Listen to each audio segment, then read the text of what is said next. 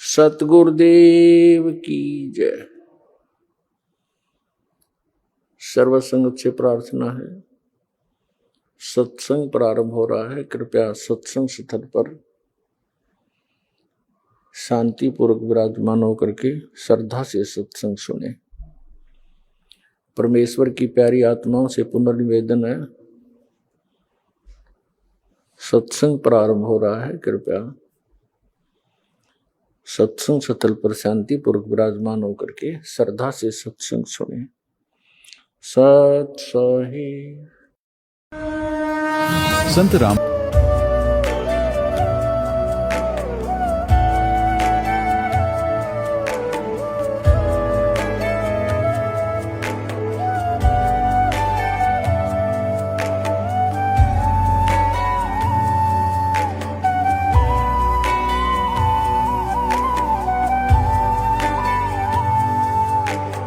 गीता अ18 के श्लोक नंबर 62 में भगवान स्वयं कह रहे हैं कि अर्जुन उस परमेश्वर की शरण में जा जिसकी कृपा से परम शांति व शाश्वत स्थान अर्थात सतलोक को प्राप्त होगा।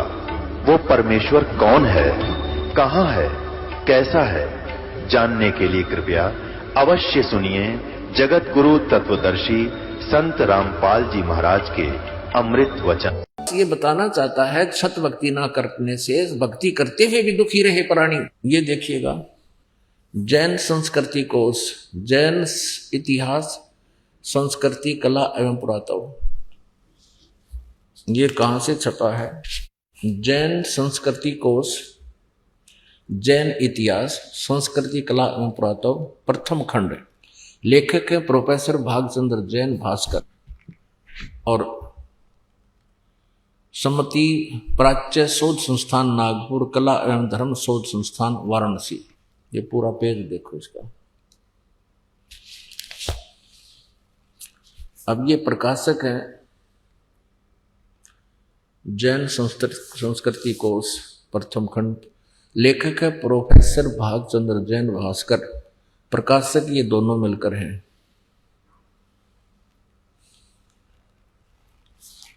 अब ये स्वर्गीय पूज्य पिता श्री गोरेलाल जी जैन एवं पूज्य श्री मातु श्री पूज्या तुलसा देवी जैन की पुण्य समृद्धि में सादर समर्पित। ये यहां तक। अब इसके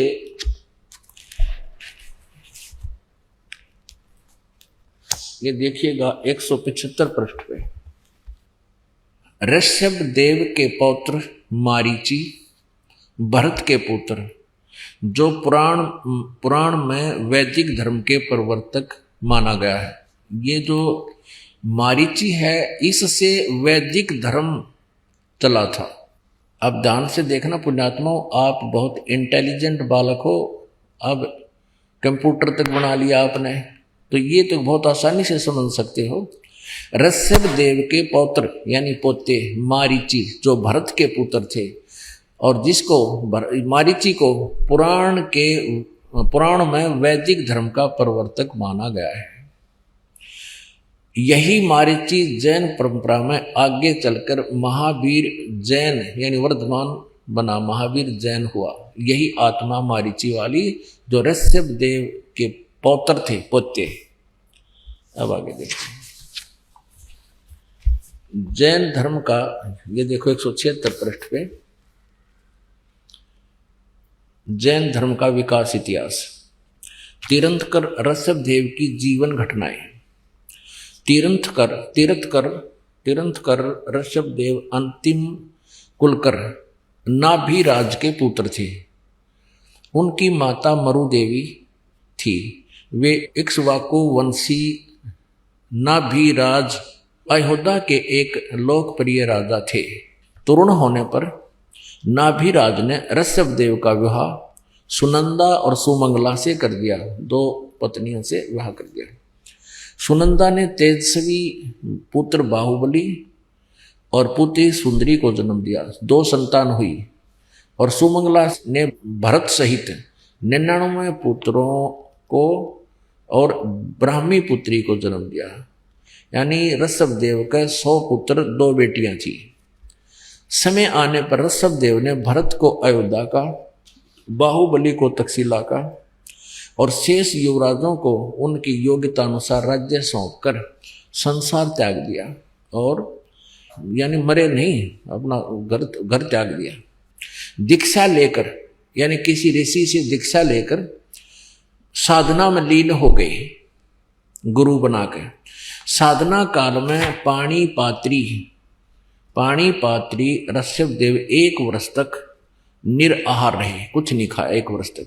बाद में बाहुबली के पौत्र श्रेयांश कुमार ने इक्ष्वाकु रस देकर उनकी इस निराहार वृत्ति को तोड़ा।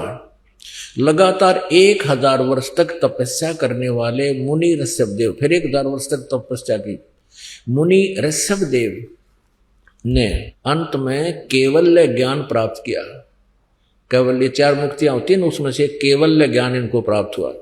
धर्म देशना प्रारंभ की, नाम देना शुरू कर दिया। प्रथम धर्म देशना यानी प्रथम उपदेश किसको दिया? भरत के पुत्र मारीची को दिया। यानी अपने पौत्र मारीची को दिया। और यही मारीची आगे चलकर महावीर जैन बना, जो बाद में 24 में तीर्थकर महावीर बने। प्रथम धर्म देशना, ऋषभ देव ने 1000 वर्ष तपस्या करने के बाद नाम देना शुरू किया और प्रथम नाम उपदेश अपने पोते को दिया, भरत के पुत्र मारीची को। और यही मारीची आगे चलकर 24 में तीर्थकर महावीर बने, महावीर जैन जिसको कहते हैं। पुण्यात्मा, आपका सौभाग्य है कि सदग्रंथों का रहस्य आपके रूबरू हो रहा है। अभी तक न तो जैन धर्म के व्यक्ति अपनी पुस्तकों में क्या रहस्य लिखा उसको समझ पा रहे, न ही हिंदू धर्म के पुण्यात्मा अपने सदग्रंथों से परिचित, क्योंकि ये नकली गुरुओं को ज्ञान नहीं था। ये आज तक ये नहीं बता सके ब्रह्मा विष्णु महेश के माता पिता कौन है। इनके इतिहास में लिखा, इनके सतीथि अजरो अमर बताते हैं ये नासवान है। तो ऐसे हमें भ्रमित कर रखा है, इन्होंने हमारे ऊपर कैर ढा रखा है नकली गुरुओं ने। हमारे अथर्ववेद तो इसने बहुत बाद में दिया है अपने पुत्र को, पहले ये 3 वेद दिए थे, उसमें से भी कुछ पोर्शन अलग से रख लिया था। तो कहने का भाव ये है कि ये 4 वेद गॉड गिवन है। और श्रीमद् भगवत गीता के अंदर इसने वेद ज्ञान दिया है, बोला है श्री कृष्ण जी में प्रवेश करके। तो जो वेदों से मेल खाता है श्रीमद् भगवत गीता का ज्ञान, वो सही है। और वही सूक्ष्म वेद से भी यदि मेल खाता है तो वो सही है। और जो इनसे मेल नहीं खाता है, गीता में जो इसका अपना ज्ञान है वो इसके घर का है, वो हमने नहीं मानना है, जो श्रीमद् भगवत गीता में। अब आपको दिखाते हैं अध्याय नंबर 3 का श्लोक नंबर 3 में क्या कहा है। हे निष्पाप, ये भगवान बोला है, ये इतने को भगवान श्री कृष्ण महाराज बोले, इन्हें इतनी अकल थी, युग काल बोल रहा है इसमें। हे निष्पाप, इस लोक में 2 प्रकार की निष्ठा मेरे द्वारा पहले कही गई है, और उनमें सांख्य योगियों की निष्ठा तो ज्ञान योग से और योगियों की निष्ठा कर्म योग से होती है। फिर क्या कहता है, मनुष्य ने तो कर्मों का आरंभ किए बिना निष्कर्मता को, यानी ये तो अपनी सोच है, प्राप्त होता, और न कर्मों के केवल त्याग मात्र से सिद्धि यानी सांख्य निष्ठा को प्राप्त होता है। आगे फिर कहता, निसंदेह कोई भी मनुष्य किसी भी काल में क्षण मात्र भी बिना कर्म किए नहीं रहता, क्योंकि सारा मनुष्य समुदाय प्रकृति जनित गुणों द्वारा परवश हुआ कर्म करने के लिए बाध्य किया जाता है। 6 में, जो मूढ़मती मनुष्य समस्त इंद्रियों को हठपूर्वक ऊपर से रोककर मन से उन इंद्रियों के विषयों का चिंतन करता रहता हुआ मिथ्याचारी और दंभी कहा जाता है। फिर 7वें में क्या कहा है, किंतु हे अर्जुन, जो पुरुष मन से इंद्रियों को वश में करके अनासक्त हुआ समस्त इंद्रियों द्वारा कर्म योग का आचरण करता है वही श्रेष्ठ है। यानी तो हट करके बैठ गया तो बाहर से तो दिखाई देगा भक्ति कर रहा है, समाधि लगाने की चेष्टा कर रहा है, लेकिन ये मन किसी समय भी कोई ना कोई सोचे बिना ये रहता नहीं। अब इसके लिए कहा कि तू काम भी कर, भक्ति भी कर, इस कर्म इंद्रियों को लगाए रख, काम भी कर और भक्ति भी कर। ये देखिए अब कहते हैं जो इन कर्म इंद्रियों को जो रोक कर चिंतन करता है, और वो मिथ्याचारी और दंभी यानी पाखंडी कहा जाता है कि कोई हट करके बैठता है, जैसे 2.5 घंटे सुबह 2.5 घंटे शाम, ये राधा स्वामी वाले रोने तकरीबन यह गुट्टी पे आवे सबने, कहते ये पाखंडी लोग हैं, दंभी हैं, ये साधना नहीं है भक्ति करने की। देखना 7वें में स्पष्ट कर दिया है कि किंतु अर्जुन, जो पुरुष मन से इंद्रियों को वश में करके और अनासक्त हुआ समस्त इंद्रियों द्वारा कर्म योग का आचरण करता है वही श्रेष्ठ है। यानी कर्म योग माने काम भी करता है और भक्ति भी करता है, वो श्रेष्ठ है। आगे देखो अब 3रे अध्याय के 8वें श्लोक में क्या कहा है। 8वें श्लोक में तू शास्त्र विहित कर्तव्य कर्म कर। शास्त्र विहित माने शास्त्रों में वर्णित वो साधना कर्तव्य कर्म कर जो कर्ण योग्य हैं क्रियाएं, क्योंकि कर्म ना करने की अपेक्षा है, यानी एक स्थान पर बैठ के हठ योग करने की अपेक्षा कर्म करना श्रेष्ठ है। तथा कर्म न करने से तेरा शरीर निर्वाह गुजारा भी तो नहीं सिद्ध होगा। हो गया सिद्ध। इस 8वें श्लोक में बिल्कुल स्पष्ट कर दिया है कि काम भी कर, यदि हट और शास्त्र अनुकूल साधना कर, और यदि काम छोड़कर हठियो करके बैठ गया तेरा पेट कैसे भरेगा।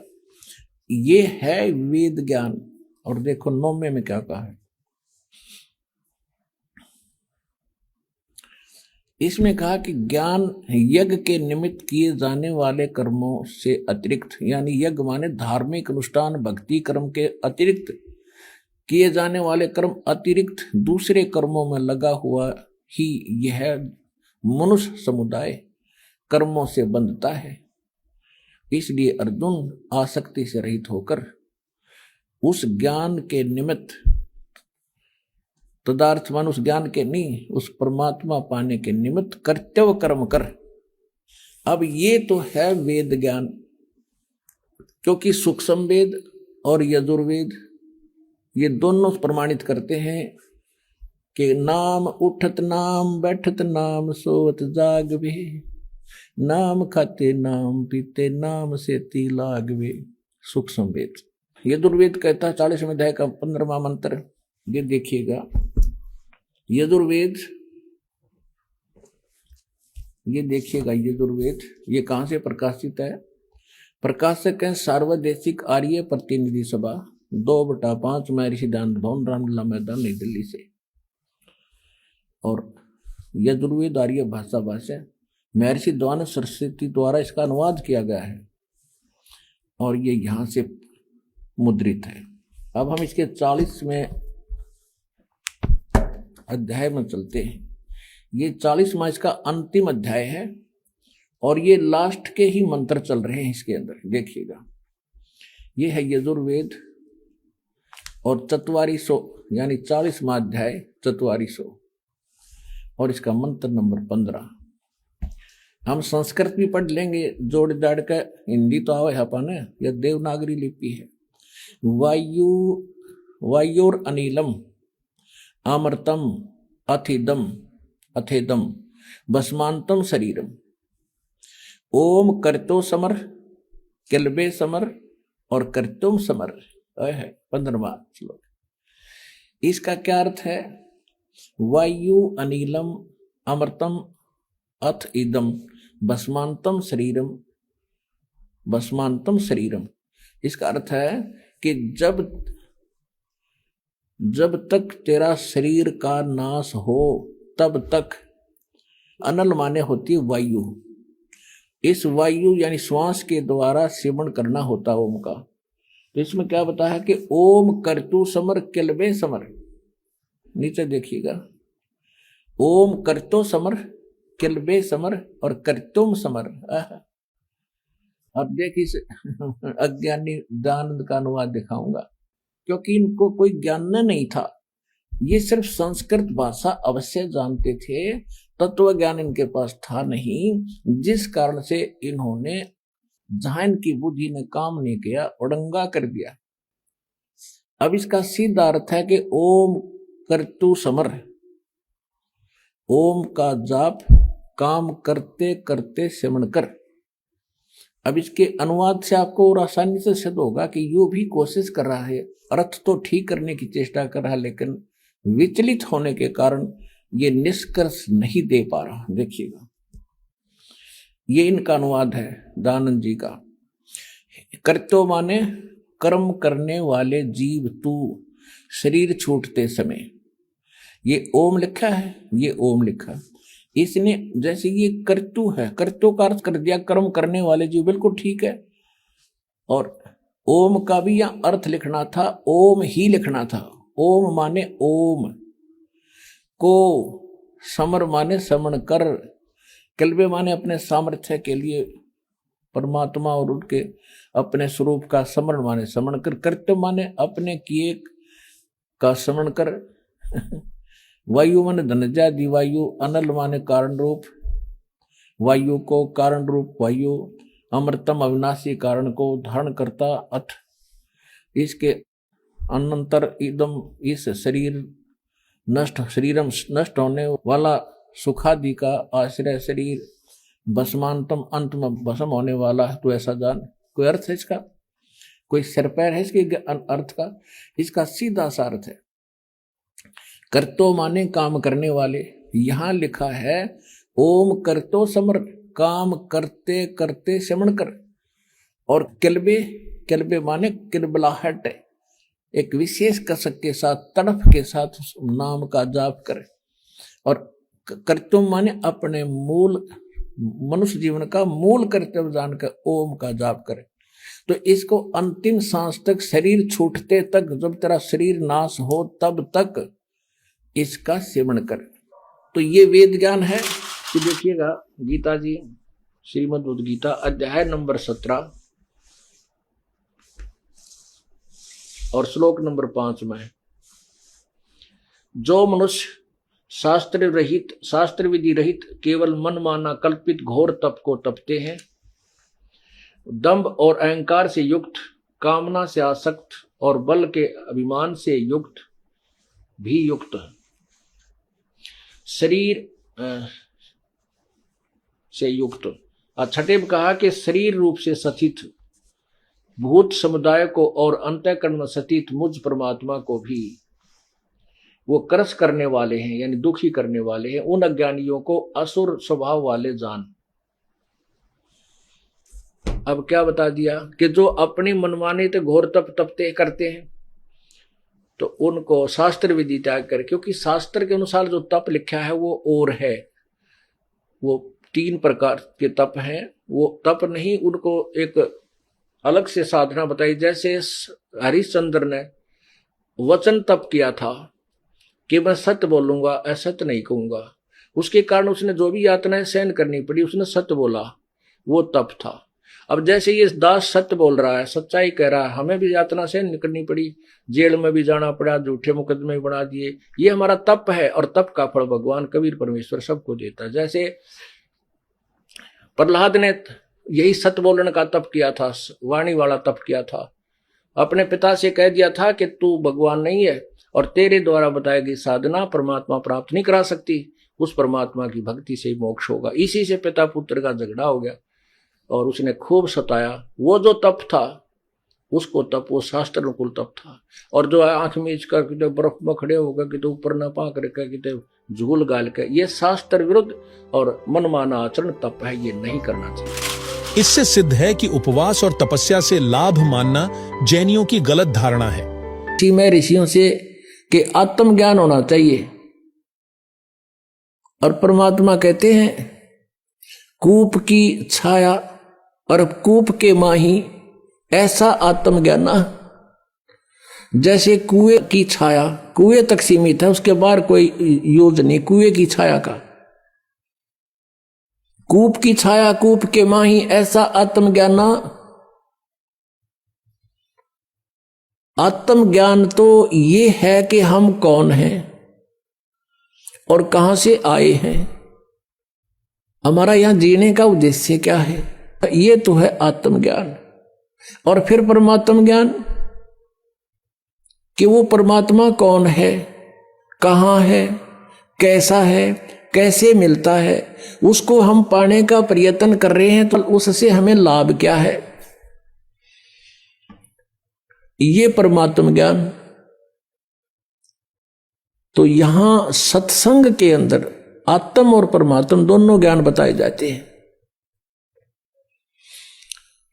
अब ये सबको मालूम है कि हम यहां क्यों फंसे हैं, हम जीव हैं, ये बताते हैं सभी हम जीव हैं, और जीव का धर्म जन्म और मृत्यु है, और हमने यहां भक्ति करके स्वर्ग में चले जाना है। स्वर्ग में जाकर के क्या करना है, वहां अपने ठाठ भोगेंगे, मौज करेंगे, वहां मौज की तरह दिन करोगे, बस फिर क्या पता वहां मौज करेंगे जितने आपकी जेब में चवन्नी होगी, जितने पैसे टके आप पुण्य भक्ति साधन के जोड़ के ले जाओगे, उस स्वर्ग महास्वर्ग रूपी होटल में बर्बाद करके खर्च खा के फिर वापस आ जाओगे, क्योंकि वो आपका भोग समय है, भोग का स्थान है। कर्म बनेंगे यही पृथ्वी पर आकर। तो अब यहां से जैसी कमाई करके जाएंगे वहीं जाएंगे जहां की हमारी साधना होगी, और वहां अपना ये समय बर्बाद करके पूंजी नष्ट करके हम फिर वापस आएंगे। तो ये जन्म और मृत्यु सदा बनी रहेगी। और इन्होंने अंतिम विधान बना दिया कि जन्म और मृत्यु तो सभी की होती है। और कोई मोक्ष बताते हैं, वो कहते हैं कि परमात्मा में जीव ऐसे मिल जाता है जैसे बूंद समुद्र में है, परमात्मा निराकार है। और फिर नौके समाधि में उसके दर्शन होते हैं। जब समाधि में दर्शन होते हैं, निराकार क्यों हो गया वो। फिर बात को घुमाते हैं, हमने डिवाइन लाइट देखा, डिवाइन लाइट ईश्वरीय प्रकाश देखा। जैसे कोई कहे हमने ट्यूबलाइट देखी, ट्यूबलाइट कोई अंधा बोल रहा हो और उसे पूछा भाई ट्यूब कैसी होती है, और वो कहता हो मैंने सारा दिखा है। उसने कोई नो पूछा कि ट्यूब कैसी है जिसकी लाइट देखी, और वो अंधा नो कहे ना ट्यूब तो निराकार हो तो होती नहीं, ट्यूब बिना लाइट किसी, ईश्वर बिना प्रकाश किसा। तो ये हमारा भ्रमित ज्ञान था। उस पूर्ण परमात्मा ने 600 वर्ष पहले बताया था। क्या बताया था? धर्मदास ये जग बोराना, कोई न जाने पद निर्वाणा। जैसे आपने सुबह के सत्संग में ऋग्वेद मंडल नंबर 9 सूक्त नंबर 86 मंत्र 26 और 27 में, ऋग्वेद मंडल नंबर 9 सूक्त 82 के मंत्र 1, 2, 3 में आपने आंखों देखा कि परमात्मा की महिमा में लिखा है कि वो परमेश्वर ऊपर तीसरे मुक्ति धाम में रहता है। वो ध्रुवलोक के तीसरे स्थान पर विराजमान है, पृष्ठ पर। वहां से गति करके अत्यधिक तेज गति से चलने वाले पदार्थ की तरह, बिजली की तरह, आकाशीय बिजली की तरह गति करके आता है और अच्छी आत्माओं को प्राप्त होता है, अच्छी आत्माओं को मिलता है, श्रेष्ठ आत्माओं को मिलता है। तो वो ऐसी लीला कौन से भगवान ने कर रखी है? केवल कबीर परमेश्वर ने। और जिनको हम भगवान मानते थे उनकी किसी लीला में वेदानुसार उनकी महिमा नहीं है। और ये 16वां श्लोक है। दिवौ इमौ पुरुष लोके क्षर च अक्षर एवं च क्षर सर्वाणी भूतानि कटुस्थ अक्षर उच्यते। अनुवाद इसका किया है कि इस संसार में नाशवान और विनाशी भी ये दो प्रकार के पुरुष हैं। पुरुष माने प्रभु, स्वामी, भगवान कहो। लेकिन इसका जो परिभाषा हम आपको समझाने चले हैं प्रभु की, अब यहां प्रारंभ होती है। अभी तक ये इसकी भूमिका बनी है। अब देखना, इस संसार में नाशवान और विनाशी भी ये दो प्रकार के पुरुष यानी प्रभु हैं। और संपूर्ण प्राणियों के, इन्हीं के लोक में संपूर्ण प्राणियों के शरीर नाशवान है और जीवात्मा अविनाशी कहा जाता है। अब ये अक्षर पुरुष और क्षर पुरुष, क्षर पुरुष ये क्योंकि ये जो पुरुष है, देव जो पुरुष हैं, इनको हम यहां लगा सकते हैं। ये क्षर पुरुष और अक्षर पुरुष। क्षर पुरुष माने ये ब्रह्म और अक्षर पुरुष माने ये परब्रह्म भी दो प्रकार के परमात्मा हैं, प्रभु हैं। और इनके लोकों में सभी प्राणियों तो शरीर के नाशवान हैं और जीवात्मा अविनाशी कहा जाता। जैसे अभी आपने परब्रह्म की भी आयु की सीमा देखी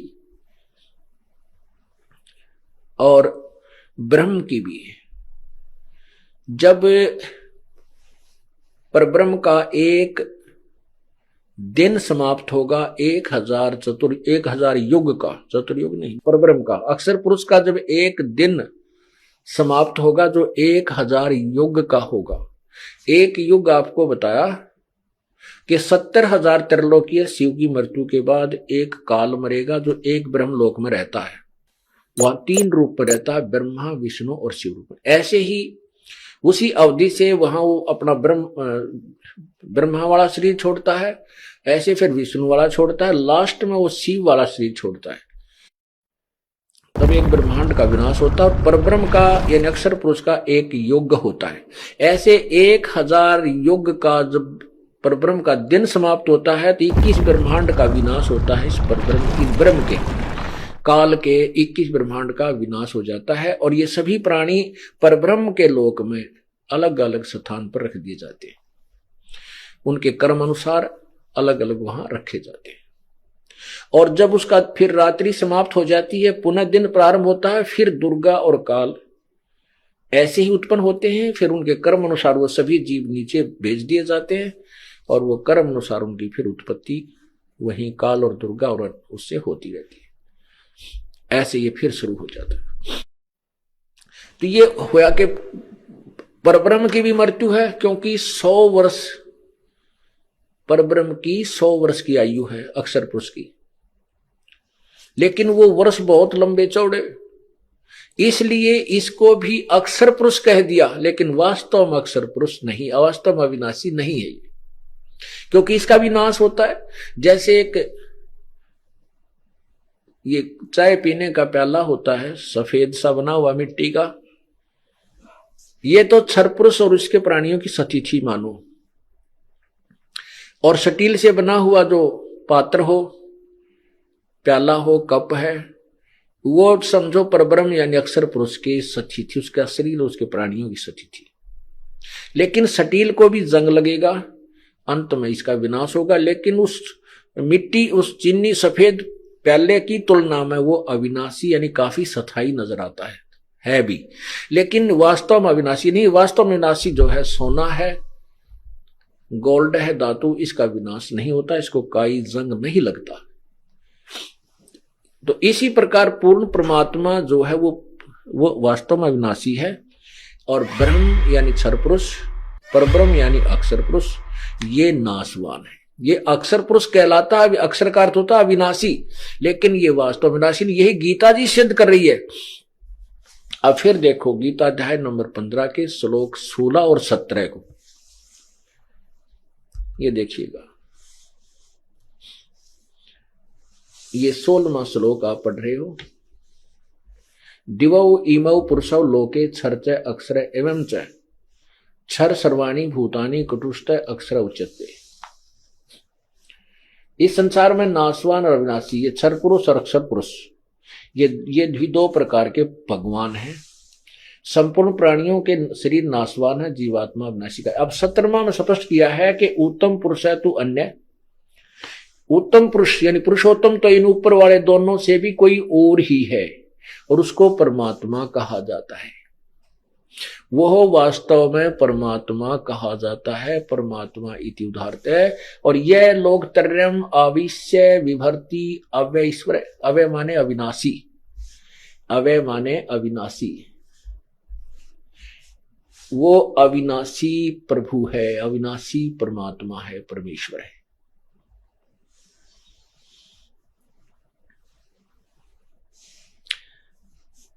अब सिद्ध हो गया, क्योंकि ऊपर दोनों से कोई और है, क्षर पुरुष और अक्षर पुरुष से कोई उत्तम पुरुष और है, और वही परम अविनाशी, और वही तीनों लोकों में प्रवेश करके सबका धारण पोषण करता। अब देखना, अब ये समझ में आएगी आपको उल्टा लटका हुआ संसार रूपी वृक्ष का चित्र।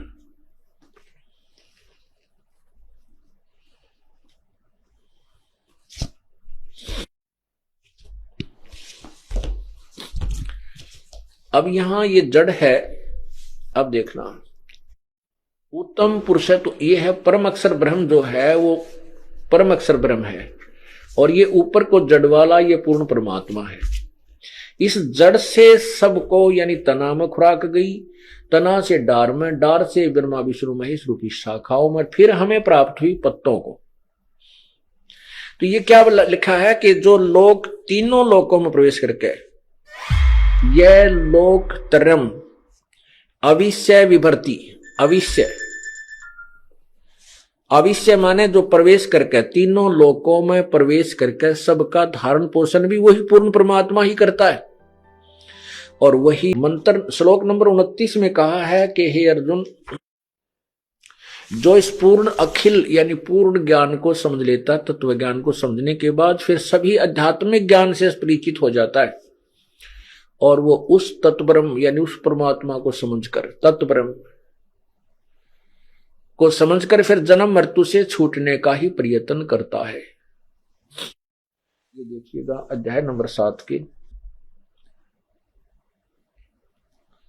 ये श्लोक नंबर 29।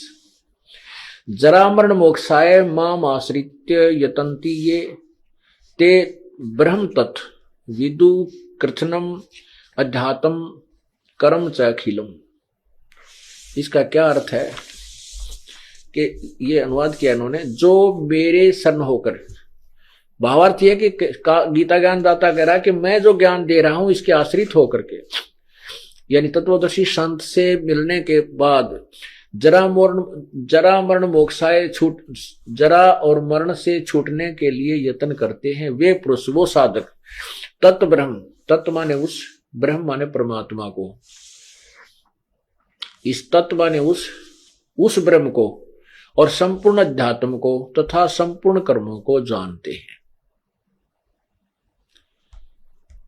इसमें स्पष्ट कर दिया कि जो तत्व ब्रह्म को मेरे इस ज्ञान को आश्रित कर लें, जैसे मैं बता रहा हूं चौथे अध्याय के 34वें श्लोक में कि उस तत्व ज्ञान को तत्वदर्शी संतों के पास जाकर समझ, जो मेरे इस ज्ञान का आसरा लेकर तत्वदर्शी संतों के पास पहुंच जाते हैं और फिर पूरे संपूर्ण अध्यात्म ज्ञान से परिचित हो जाते हैं, तो उस तत्ब्रह्म को जानकर, तत्ब्रह्म कौन है ये 8वें अध्याय के प्रथम और तीसरे मंत्र में स्पष्ट होगा। उन सबको जानकर फिर वो जन्म मृत्यु से ही छूटने। 15वें अध्याय का प्रथम मंत्र आपको स्पष्ट कर रहा है कि वो तत्वदर्शी संत कैसा होगा। इसका लिंक यहां जोड़ा। अब ये दास आपको क्लियर करना चाहता, स्पष्ट करना चाहता है, समझाना चाहता है कि परमात्मा किसे कहते हैं, भगवान किसे कहते हैं, भगवान की क्या परिभाषा है, उसकी ये भूमिका बनाई जा रही है। अभी तक भूमिका बन रही है भगवान की डेफिनेशन को समझाने के लिए। भगवान की जो परिभाषा है उसको समझाने के लिए अभी तो ये भूमिका बन रही। अब तत्वदर्शी संत की पहचान 15वें अध्याय के प्रथम मंत्र में ही बताई है। देखिएगा श्रीमद् भगवद गीता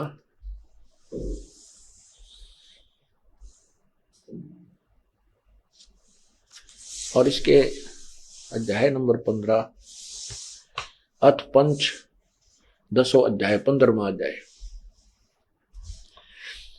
इसमें है कि ऊर्ध्व मूलम, ऊर्ध्व माने ऊपर को, मूलम माने जड़, अधः शाखम नीचे को शाखा वाला, अश्वत्थम प्राहु अवयम ये मजबूत पीपल का वृक्ष यानी वृक्ष रूपी अविनाशी संसार रूपी वृक्ष कहा है, जो कहा गया है, कहा है छंदासी यस्य पर्णानि ये तम वेद स वेदविद। छंद माने टुकड़े, विभाग सहित जिसके पत्ते आदि हैं वो ये तम वेद स वेदविद, जो उसको जानता है, स वेदविद वह तत्वदर्शी संत है, वह वेद के तात्पर्य को सही जानता है। ये देखना इन्होंने अनुवाद किया आदि पुरुष परमेश्वर मूल वाले। भावार्थ इनका ये ठीक है, ये कहना चाहते हैं कि ऊपर को जड़ है वो तो पूर्ण परमात्मा आदि पुरुष परमेश्वर समझो, और नीचे को शाखा तीनों गुण रूपी रजगुण ब्रह्मा, सतगुण विष्णु, तमगुण शिव जी रूपी शाखाएं हैं। ये देखना आदि पुरुष परमेश्वर मूल वाले, अधः शाखम, अधः अधः का अर्थ इन्होंने ब्रह्मा रूप मुख शाखा वाले लिख दिया, नहीं, अधः माने नीचे होता है। ये देखो इन्होंने खुद किया है, अधः, अधः माने नीचे, अधः माने नीचे। कौन से में? दूसरे ही मंत्र में, ये 15वें अध्याय के ये दूसरे ही मंत्र में इन्होंने अधः 2 बार लिखा इसमें, इसका यहां अनुवाद किया है, अधः माने नीचे और अधः माने नीचे। तो यहां हम इसके अनुसार अनुवाद करें, क्योंकि तो विचलित है ये अनुवाद करता है, इनको पूर्ण ज्ञान नहीं था। ऊर्ध्व मूलम अधः शाखम, ऊपर को आदि पुरुष परमेश्वर मूल वाले, ये ठीक है, पूर्ण परमात्मा। तो ऊपर को जो जड़ है वो तो पूर्ण परमात्मा समझो इस संसार रूपी वृक्ष के। अधः शाखम नीचे को शाखा वाला। अब ये आपको समझ में आएगा इससे, ये चित्र देखें, ये है उल्टा लटका हुआ संसार रूपी वृक्ष, ये सारा।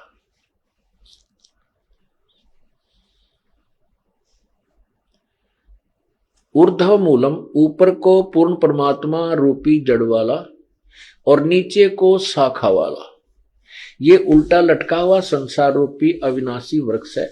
और जो संत इसके सभी छंद यानी टुकड़ों को, ये तना क्या है, ये डार क्या है, और ये शाखा क्या है, और ये पत्ते कौन है, तो परमात्मा ने, पूर्ण ब्रह्म ने अपने उस मुख्य ज्ञान में, अपने मुखारविंद से उच्चारित उस तत्व ज्ञान में, अमृत वाणी में, कबीर वाणी में कहा है, अक्षर पुरुष एक पेड़ है, निरंजन वा की डारे, तीनों देवा शाखा है, भाई पात रूप संसार। अक्षर पुरुष ये पूरा एक संसार है, क्योंकि जो जमीन से बाहर दिखाई देता है हम उसको पेड़ मानते हैं, ये वृक्ष है। ये संसार रूपी अक्षर जड़ से जो जमीन से बाहर दिखता है हम उसको वृक्ष कहते हैं, वृक्ष। तो ये अक्षर पुरुष तना जो है ये तो अक्षर पुरुष है, और निरंजन ज्योति निरंजन ये ब्रह्म, ये इसकी डार है, मोटी डार जो निकली, उस डार के फिर 3 शाखाएं बन गई। तीनों देवा, रजगुण ब्रह्मा, सतगुण विष्णु, तमगुण शिव जी, तीनों देवा शाखा हैं, और ये पात रूप संसार। ये परमात्मा ने स्वयं बताया है कि अक्षर पुरुष एक पेड़ है, अक्षर, क्षर पुरुष और अक्षर पुरुष, ये अक्षर पुरुष है, ये क्षर पुरुष है, और ये तीनों देवा रजगुण ब्रह्मा, सतगुण विष्णु, तमगुण शिव जी रूपी शाखाएं हैं, और ये पात रूप संसार है। तो ये जो ऊपर है ये मूल जो है ये पूर्ण परमात्मा है, इसको परम अक्षर ब्रह्म भी बोलते हैं, परम अक्षर ब्रह्म। और ये क्षर ब्रह्म ये अक्षर, ये परम अक्षर ब्रह्म, ये अक्षर ब्रह्म यानी अक्षर पुरुष, पर ब्रह्म भी कहते हैं, ये क्षर पुरुष क्षर ब्रह्म भी कहते हैं इसको। और ये तीनों रजगुण ब्रह्मा सदगुण विष्णु, ये तीनों शाखा हैं। अब पढ़िए ज्ञान, अब समझ में आएगा गीता जी वाला।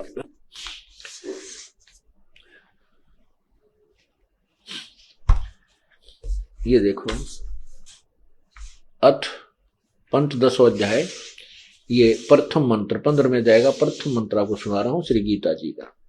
आदि पुरुष परमेश्वर मूल वाले, ऊर्ध्व मूलम, ऊपर को, ऊर्ध्व माने ऊपर को, मूल वाला, और अधः माने नीचे को। इन्होंने लिखा ब्रह्मा रूप मुख, मुख्य शाखा वाले, ब्रह्मा रूप मुख्य शाखा वाले नहीं, अधः शाखम, नीचे को शाखा वाला। ये संसार रूपी पीपल के वृक्ष को अविनाशी कहते हैं, वेद जिसके पत्ते हैं। छंद माने टुकड़े होता है, छंदासी यस्य प्रणानी, और इसके छंद, इसके टुकड़े जो हैं वो अलग अलग विभाग हैं, उसके पत्ते आदि कई हैं। उस संसार वृक्ष को जो पुरुष, जो व्यक्ति मूल सहित जड़ से लेकर शाखाओं तक तत्व से जानता है, वह वेद के तात्पर्य को जानने वाला है। तम यह वेद, उसको जो जानता है, वेद माने जानना भी होता है, ज्ञान होता है। स वेदविद, उस वह वेद के तात्पर्य को, अर्थात वो तत्वदर्शी संत है जो इन पूरे संसार रूपी वृक्ष के विभाग सहित बता देता है कि ये तना कौन है, ये जड़ कौन है, ये तना कौन है, ये डार कौन है, और ये शाखाएं क्या है, पत्ते क्या है तत्वदर्शी संत है। ये गीता जी अध्याय नंबर 15 के मंत्र 1 ने सब सारे सूक्ष्म जीव होते हैं जो नंगी आंखों से नहीं देखे। घूमते फिरते हो, व्यापार करते हो, और एक दिन में करोड़ों जीवों को मार के विश्राम करते हो, और कहता मैं पाप नहीं करता, और तुम्हारे दोनों अकाउंट लिखे जाते हैं, पुण्य अलग से पाप अलग से, और तुम्हें दोनों भोगने पड़ते हैं। और वो हमारे पास वो भक्ति है कि तुम्हारे इन पापों को एक पल में नाश कर देंगे, और आगे ऐसी भक्ति विधि बता देंगे जो प्रतिदिन जैसे कर्मवश जो पाप आपके होते हैं उनको प्रतिदिन साधना बताई जाती है। जैसे आप वस्त्र पहनते हो, डेली पहनते हो, मैला हो जाता है, उसको साबुन और जल से साफ कर लिया, सुबह फिर स्वच्छ हो गया। तो ऐसी जो साधना मेरे पास है, परमात्मा कहते हैं कबीर जी, कि उससे आपके प्रतिदिन किए जाने वाले उन मैलों का भी, पापों का भी नाश होगा। और जब तक ये साधना नहीं प्राप्त करोगे तो वो आपके पाप लिखे जाएंगे अलग से और पुण्य अलग से। और जो साधना जैन समुदाय कर रहा है वो भी पाप नाशक नहीं है। वेदों में प्रमाण है कि केवल पूर्ण परमात्मा ही पाप काट सकता है। आपको दिखाते हैं श्रीमद् भगवत गीता पदछेद अन्वय साधारण भाषा टीका सहित। ये गीता प्रेस गोरखपुर से प्रकाशित है, जयदयाल गोविंद का इसके अनुवादक है। ये अध्याय नंबर 4 है श्रीमद् भगवत गीता का। ये 25 में क्या कहा है, दूसरे योगीजन देवताओं के पूजन रूप यज्ञ का यानी धार्मिक अनुष्ठान का बड़ी प्रतिपाती अनुष्ठान किया करते हैं। पर उपासते माने पूजा करते हैं, ये उपासते माने पूजा करते हैं। और अन्य ब्रह्म अग्नौ यानी ब्रह्म परब्रह्म नहीं, इस काल की साधना तक सीमित है, आत्म रूप यज्ञ का हवन किया करते हैं। और 26वां अन्य श्रोत्रादि समस्त इंद्रियों को संयम रूप अग्नियों में हवन किया करते हैं, यानी कुछ अपने इन कान आदि रोक राख कर ये क्रियाएं करते रहते हैं। दूसरे योगीजन शब्द आदि, शब्द स्पर्श रूप रसगंध, इन समस्त विषयों को इंद्रिय रूप अग्नि में हवन किया करते हैं, यानी अपने संयम साधना में लगे रहते हैं। दूसरे योगीजन इंद्रियों की संपूर्ण क्रियाओं को और प्राणों की समस्त क्रियाओं को, श्वासों की, प्राण माने श्वासों की, ज्ञान से प्रकाशित आत्म संयम रूप योग रूप अग्नि में हवन किया करते हैं। हवन माने साधना करते हैं। और कई पुरुष दर्व संबंधी यज्ञ करने वाले हैं, यानी द्रव्य संबंधी माने धन से होने वाला। जैसे कोई भंडारा कर दिया कि तक कंबल बांट दिए, और कहीं कोई धर्मशाला बनवा दी, कोई मंदिर बनवा दिया, इस तरह कि तो भंडारे कर दिए। इस तरह कहते हैं कुछ एक इस प्रकार की साधना करके संतुष्ट है कि हमने बहुत कुछ कर लिया। द्रव्य संबंधी यज्ञ, द्रव्य माने धन से होने वाली करने वाले कितने ही तपस्या रूप यज्ञ करते हैं, कई तपस्या ही करते हैं, अनुष्ठान करते तपस्याओं का। दूसरे योग करते हैं, योग अभ्यास, यानी पेट घुमा दिया कि ऊपर न पैर नीचे न सिर कर ली। इस तरह की क्रियाओं से ही वो अपने आप को संतुष्ट मानते हैं। और कुछ एक अहिंसावादी तीक्ष्ण व्रतों से युक्त यत्नशील पुरुष, कुछ एक ऐसे जो से मुंह पर पट्टी बांध के और नंगे पैरों चल रहे, इसको अहिंसावादी तीक्ष्ण व्रत बोलते हैं। कुछ ऐसी क्रियाएं करते हैं। और कुछ स्वाध्याय रूप ज्ञान यज्ञ करने वाले हैं, जैसे गीता जी का पाठ कर लिया या कोई मंत्र, वेदों के मंत्र गोट लिए, इस तरह के स्वाध्याय बोलते हैं। अब 29-30 में क्या कहा कि दूसरे कितने योगी जन अपान वायु में प्राण वायु को हवन करते हैं, यानी अपने अंदर की 5 प्राणों से ही खसते रहते हैं, प्राण वायु को अपान वायु में। अन्य कितने ही नियमित आहार करने वाले हैं, यानी सीमित आहार, एक बार खा लिया, थोड़ा सा खा लिया, उसका अभ्यास करते रहे। कुछ प्राणायाम करते रहते हैं, प्राणों की और अपान की गति को रोककर प्राणों को श्वास छोटा कर बड़ा श्वास बढ़ाने घटाने के चक्कर में लगे रहते हैं। प्राणों में हवन क्या करते हैं। ये सभी साधक यज्ञों के द्वारा पापों का नाश कर देने वाले यज्ञों को जानने वाले हैं। इसका वास्तविक अर्थ ये है कि ये सभी अपनी अपनी साधनाओं को पाप नाश करने वाली जानते हैं। यदि ये इनको पता लग जाए कि ये साधना पाप नाशक नहीं है, तुरंत त्याग देंगे ये।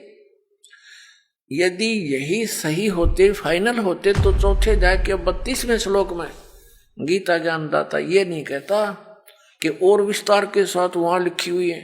अब और विस्तार क्या रह गया, जितने डोले डोने थे सारे लिख कर रखे, इसमें बता रखे। अब देखना अध्याय नंबर 4 के और श्लोक नंबर 32 में कहा है, इसमें एक शब्द है एवं बहुविधा यज्ञ वित्त ब्रह्मणे मुखे। ये ब्रह्मणे शब्द है इसमें, चौथे अध्याय के 32वें श्लोक में। कर्मजान विधितान सर्वान एवं ज्ञातवा विमोक्ष यसे, विमोक्ष से। अब क्या बताते हैं, इस ब्रह्मणे मुखे का जो अर्थ, ब्रह्मणे मुखे को हमने देखना है, इन्होंने अनुवाद गलत किया है। एवं माने इस प्रकार, बहुत प्रकार के यज्ञ यानी धार्मिक अनुष्ठान इन्होंने वेद की वाणी में कर दिया, ये गलत कर दिया। ब्रह्मणे मुखे का अर्थ लिखना था सच्चिदानंद घन ब्रह्म की वाणी में विस्तार से कहे गए। उन सब को तू कर्म जान, यानी कर्मों से, शारीरिक क्रियाओं से संपन्न होने वाले जान। नाम उठत नाम बैठत नाम सोत जागबे, नाम खाते नाम पीते नाम सेती जागबे लागबे, ये क्रिया है उसमें। विधितान, विधि जान, उनको जान। इस प्रकार तत्व से जानकर उनके अनुष्ठान द्वारा तू कर्म बंधन से सर्वथा मुक्त हो जाएगा। अब ये देखना, हमने ये गलत कर दिया, ने बेईमानी कर रखी यहाँ पे। यहां लिखना था सच्चिदानंद घन ब्रह्म की वाणी में। अब आपको दिखाते हैं इसी श्रीमद् भगवत गीता अध्याय नंबर 17 के श्लोक नंबर 23 में। इसमें है ओम तत्सत इति निर्देश है ब्रह्मण तिर्विद समर्थ ब्राह्मणा तेन वेदा च यगा जय विहिता पुरा। ओम ओम तत् तत् सत सत इति माने यह है, ऐसे यह है। तिर्विध माने 3 प्रकार का, ब्रह्मणे सच्चिदानंद घन ब्रह्म का ब्रह्मणे माने सच्चिदानंद घन ब्रह्म, ये यहां बिल्कुल सही इन्होंने अनुवाद किया है, का नाम कहा है अपने आत्मा।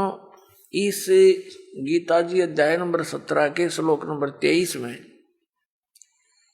एक तो ये कंसेप्ट क्लियर हो गया कि गीता ज्ञान दाता से एक सच्चिदानंद घन ब्रह्म कोई और है, सुप्रीम पावर, समृद्ध शक्ति, और उसका मंत्र है ओम तत्सत। ये 3 मंत्र का है। तो एक तो हमारी पवित्र गीता से हमें ये मिलेगा कि कौन सी साधना करने की है, वो कौन से मंत्र हैं जो जाप करके मोक्ष प्राप्ति होती है, और दूसरे फिर हम प्रमाण लेंगे उन महापुरुषों से जिनको हम मुक्त मानते हैं और जिनका ये अन्य संत पंथ उन महापुरुषों के भी प्रमाण देते हैं कि वो पार हो गए, वो महापुरुषों की वाणी भी लेते हैं। तो उन्होंने भी कौन से मंत्र जाप किए, फिर ये सब रास्ता साफ हो जाएगा, शंका समाप्त हो जाएगी। शंका समाप्त हुई, भगवान मिला, फिर तो क्रिया करनी शेष रह जाएगी। और वो क्रिया इतनी आसान है, चलते फिरते उठते बैठते भगवान का कभी कितना ही भजन कर लो, काम करते करते, और अंतिम सांस तक साधना करनी है, भगवान साथ लेकर जाएगा आपको सतलोक में। अब देखो, अब हम फिर आगे अध्याय नंबर 4 के श्लोक नंबर 32 पे। अब इसमें है, इस प्रकार बहुत प्रकार के यज्ञ माने धार्मिक अनुष्ठानों की जानकारी ब्रह्मणे मुखे, यहां लिखा गया सच्चिदानंद घन ब्रह्म की वाणी में विस्तार के साथ कहे गए हैं। उन सब को तू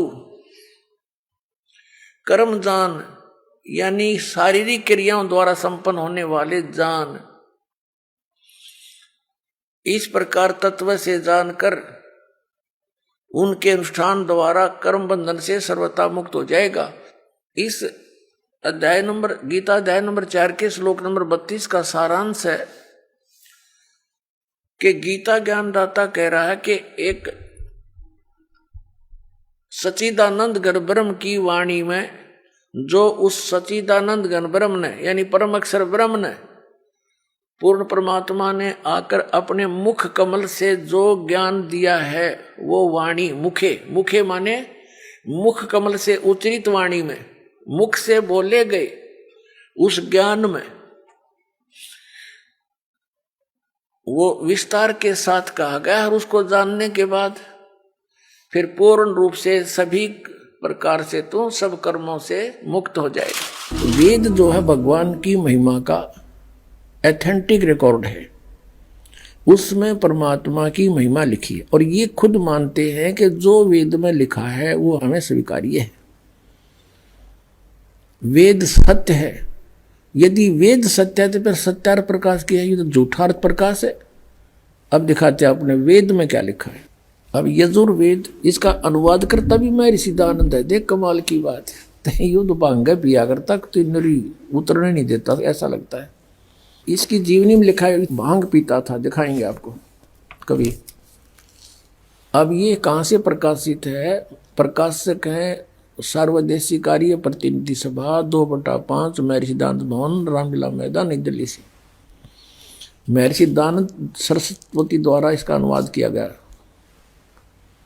मुद्रक है Prince offset printers 1510 Pataudi house, Daryaganj, नई दिल्ली से। 241 पृष्ठ पे है। 8वां अध्याय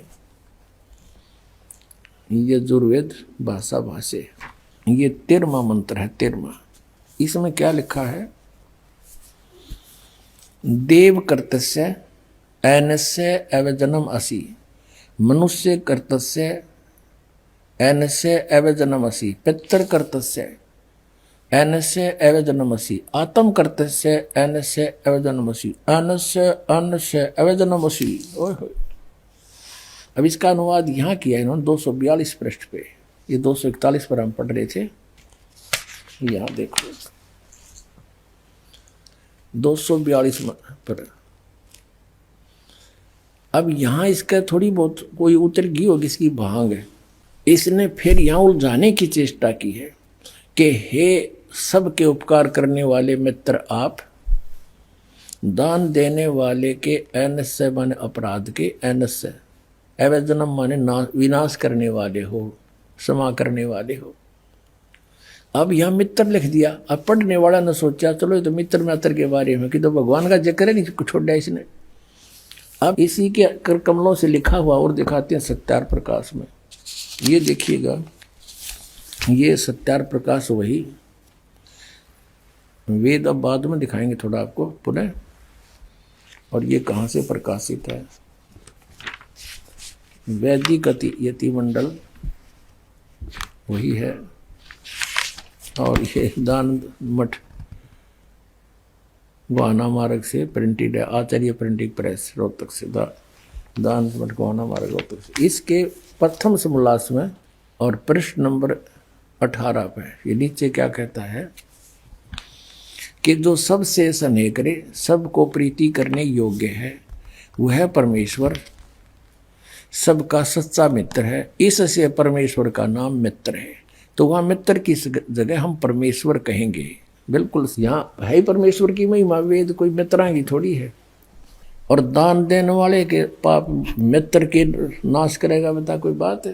तो ये मित्र परमेश्वर का नाम लिख दिया इसने। और लिख दिया इसलिए कि कोई पढ़ ना गा के देते ये ज्ञानता पता लग जा, तो पढ़ेगा तो नहीं सोचेगा कोई मित्र के बारे में बोल रखे। एक बार हमारा जो करोथा कांड इन्होंने करवाया, इसका यही कारण था। दास ने यही जो स्टेटमेंट आज आपको बता रहा है समाचार पत्रों में निकाल दी।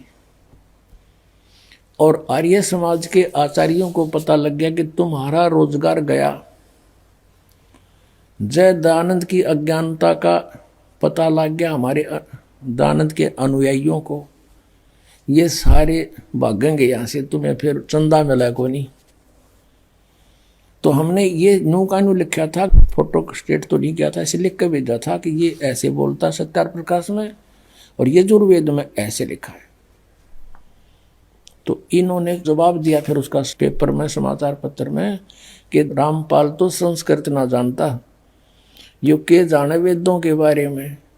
वो तो दयानंद जी तो महर्षि थे, उन्होंने समाधि लाला के वेदों के अर्थ निकाले हैं। और वहाँ पर मित्र शब्द लिखा है, परमेश्वर के बारे में नहीं लिखा है। अब आम आदमी इतना प्रभावित है नकली ऋषियों से कि वो सच्चे हैं और अन्य व्यक्ति कुछ भी कहता रहो वो सही लिख कर गए होंगे। इसलिए परमात्मा ने दया करी इस प्रोजेक्टर की, और ताकि आप स्वयं देख सकें। अब यहाँ मित्र का अर्थ परमेश्वर है इन्हीं के शब्दों में। अब पढ़ेंगे, देखो अब हम यजुर्वेद पर आ गए हैं। सत्यार प्रकाश रख दिया है। अब इसके हम 8वें अध्याय के वही 13वां मंत्र पढ़ रहे हैं।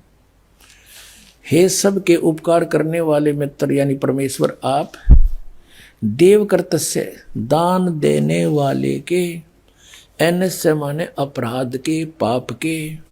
ऐनस्य माने अपराध कहो चाहे पाप को, इसी के शब्दों में। ऐनस्य माने पाप के, दूर करने वाले हो, नाश करने वाले हो, छुड़वाने वाले हो, क्षमा करने वाले हो, कुछ भी बोलो इन शब्दों को। ऐनस्य माने पाप के, ऐनस्य माने अपराध कहो चाहे पाप को, नाश करने वाले हो, दान देने वाले के। और मनुष्य कर्तस्य साधारण मनुष्य के किए हुए, ऐनस्य माने अपराध यानी पाप के विनाश करने वाले हो। और पितृ कर्तस्य पिता के किए हुए, ऐनस्य माने विरोधाचरण के नहीं, पाप के ही लिखना चाहिए इसलिए।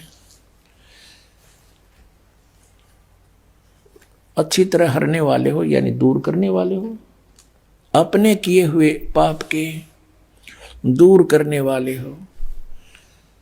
ऐनस्य ऐनस्य अधर्म के अधर्म यानी पाप के पाप, घोर पाप के नाश करने हारे हो। विद्वान यानी जानता हुआ मैं जो कुछ भी अधर्म आचरण किया करता हूँ वह करूँ। अनजान में जो कुछ भी किया करता हूं वह करूं, उस सब ऐनस्य माने पाप के दूर करने वाले हो। युद्ध परमात्मा के तनु का है वेद ज्ञान दाता कि वो परम अक्षर ब्रह्म है, वो घोर पाप का भी नाश कर देता है, घोर पाप के। और जो कुछ भी करता हूं या करूं उसको भी पाप नाश कर देता है। और ये कहते हैं पाप नाश भगवान। गीता जी में क्या कहा गया है देखिए। आपको दिखाते हैं श्रीमद् भगवत गीता पदछेद अन्वय साधारण भाषा टीका सहित। ये गीता प्रेस गोरखपुर से प्रकाशित है। जयदयाल गोविंद का इसके अनुवादक है। ये अध्याय नंबर 4 है श्रीमद् भगवत गीता का। ये 25 में क्या कहा है? दूसरे योगीजन देवताओं के पूजन रूप यज्ञ का यानी धार्मिक अनुष्ठान का परिपथपाती अनुष्ठान किया करते हैं। पर उपासते माने पूजा करते हैं। ये उपासते माने पूजा करते हैं। और अन्य ब्रह्म अग्नौ यानी ब्रह्म परब्रह्मणी इस काल की साधना तक सीमित है। आत्म रूप यज्ञ का हवन किया करते हैं। और 26वां अन्य श्रोत्रादि समस्त इंद्रियों को संयम रूप अग्नियों में हवन किया करते हैं। यानी कुछ अपने इन कान आदि रोक राख कर ये क्रियाएं करते रहते हैं। दूसरे योगीजन शब्द आदि शब्द स्पर्श रूप रसगंध इन समस्त विषयों को इंद्रिय रूप अग्नि में हवन किया करते हैं। यानी अपने संयम साधना में लगे रहते हैं। दूसरे योगीजन इंद्रियों की संपूर्ण क्रियाओं को और प्राणों की समस्त क्रियाओं को श्वासों की प्राण माने श्वासों की ज्ञान से प्रकाशित आत्म संयम रूप योग रूप अग्नि में हवन किया करते हैं। हवन माने साधना करते हैं। और कई पुरुष दर्व संबंधी यज्ञ करने वाले हैं। यानी दर्व संबंधी माने धन से होने वाला। जैसे कोई भंडारा कर दिया कि तक कंबल बांट दिए, और कहीं कोई धर्मशाला बनवा दी, कोई मंदिर बनवा दिया, इस तरह कि तो भंडारे कर दिए। इस तरह कहते हैं कुछ एक इस प्रकार की साधना करके संतुष्ट है कि हमने बहुत कुछ कर लिया। द्रव्य संबंधी यज्ञ, द्रव्य माने धन से होने वाली करने वाले कितने ही तपस्या रूप यज्ञ करते हैं। कई तपस्या ही करते हैं, अनुष्ठान करते तपस्याओं का। दूसरे योग करते हैं, योग अभ्यास यानी पेट घुमा दिया कि ऊपर न पर नीचे न सर कर ली। इस तरह की क्रियाओं से ही वो अपने आप को संतुष्ट मानते हैं। और कुछ एक अहिंसावादी तीक्ष्ण व्रतों से युक्त यत्नशील पुरुष, कुछ एक ऐसे जो से मुंह पर पट्टी बांध के और नंगे पैरों चल रहे, इसको अहिंसावादी तीक्ष्ण व्रत बोलते हैं। कुछ ऐसी क्रियाएं करते हैं। और कुछ स्वाध्याय रूप ज्ञान यज्ञ करने वाले हैं। जैसे गीता जी का पाठ कर लिया या कोई मंत्र, वेदों के मंत्र गोट लिए, इस तरह के स्वाध्याय बोलते हैं। अब 29-30 में क्या कहा कि दूसरे कितने योगी जन अपान वायु में प्राण वायु को हवन करते हैं। यानी अपने अंदर की 5 प्राणों से ही खसते रहते हैं। प्राण वायु को अपान वायु में। अन्य कितने ही नियमित आहार करने वाले हैं। यानी सीमित आहार, एक बार खा लिया, थोड़ा सा खा लिया, उसका अभ्यास करते रहे। कुछ प्राणायाम करते रहते हैं, प्राणों की और अपान की गति को रोककर प्राणों को श्वास छोटा कर बड़ा श्वास बढ़ाने घटाने के चक्कर में लगे रहते हैं। प्राणों में हवन क्या करते हैं। ये सभी साधक यज्ञों के द्वारा पापों का नाश कर देने वाले यज्ञों को जानने वाले हैं। इसका वास्तविक अर्थ ये है कि ये सभी अपनी अपनी साधनाओं को पाप नाश करने वाली जानते हैं। यदि ये इनको पता लग जाए कि ये साधना पाप नाशक नहीं है, तुरंत त्याग देंगे ये। यदि यही सही होते, फाइनल होते, तो चौथे अध्याय के 32वें श्लोक में गीता ज्ञानदाता ये नहीं कहता कि और विस्तार के साथ वहां लिखी हुई है। अब और विस्तार क्या रह गया, जितने डले डोने थे सारे लिख कर रखे, इसमें बता रखे। अब देखना अध्याय नंबर 4 के और श्लोक नंबर 32 में कहा है, इसमें एक शब्द है एवं बहुविधा यज्ञ वित्त ब्रह्मणे मुखे। ये ब्रह्मणे शब्द है इसमें चौथे अध्याय के 32वें श्लोक में। कर्मजान विधितान सर्वान एवं ज्ञात्वा विमोक्ष यसे विमोक्ष से। अब क्या बताते हैं, इस ब्रह्मणे मुखे का जो अर्थ, ब्रह्मणे मुखे को हमने देखना है, इन्होंने अनुवाद गलत किया है। एवं माने इस प्रकार बहुत प्रकार के यज्ञ यानी धार्मिक अनुष्ठान इन्होंने वेद की वाणी में कर दिया, ये गलत कर दिया। ब्रह्मणे मुखे का अर्थ लिखना था सच्चिदानंद घन ब्रह्म की वाणी में विस्तार से कहे गए। उन सब को तू कर्म जान यानी कर्मों से शारीरिक क्रियाओं से संपन्न होने वाले जान। नाम उठत नाम बैठत नाम सोत जागवे, नाम खाते नाम पीते नाम सेती जागवे लागवे, ये क्रिया है उसमें। विधि तान विधि जान, उनको जान। इस प्रकार तत्व से जानकर उनके अनुष्ठान द्वारा तू कर्म बंधन से सर्वथा मुक्त हो जाएगा। अब ये देखना, हमने ये गलत कर दिया ने, बेईमानी कर रखी यहाँ पर। यहां लिखना था सच्चिदानंद घन ब्रह्म की वाणी में। अब आपको दिखाते हैं इसी श्रीमद् भगवत गीता अध्याय नंबर 17 के श्लोक नंबर 23 में। इसमें है ओम तत्सत इति निर्देश है ब्रह्मणे तिर्विध समर्थ ब्राह्मणा तेन वेदा च यगा च विहिता पुरा। ओम ओम तत् तत् सत सत इति माने यह है, ऐसे यह है। तिर्विध माने 3 प्रकार का। ब्रह्मणे मुख्य, ब्रह्मणे सच्चिदानंद घन ब्रह्म का, ब्रह्मणे माने सच्चिदानंद घन ब्रह्म, ये यहां बिल्कुल सही इन्होंने अनुवाद किया है, का नाम कहा है। अपने आत्मा इस गीता जी अध्याय नंबर 17 के श्लोक नंबर 23 में एक तो ये कंसेप्ट क्लियर हो गया कि गीता ज्ञान दाता से एक सच्चिदानंद घन ब्रह्म कोई और है, सुप्रीम पावर, समृद्ध शक्ति, और उसका मंत्र है ओम तत्सत। ये 3 मंत्र का है। तो एक तो हमारी पवित्र गीता से हमें यह मिलेगा कि कौन सी साधना करने की है, वो कौन से मंत्र हैं जो जाप करके मोक्ष प्राप्ति होती है, और दूसरे फिर हम प्रमाण लेंगे उन महापुरुषों से जिनको हम मुक्त मानते हैं और जिनका ये अन्य संत पंथ उन महापुरुषों के भी प्रमाण देते हैं कि वो पार हो गए, वो महापुरुषों की वाणी भी लेते हैं। तो उन्होंने भी कौन से मंत्र जाप किए, फिर ये सब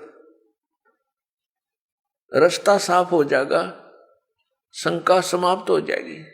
शंका समाप्त हुई, भगवान मिला, फिर तो क्रिया करनी शेष रह जाएगी।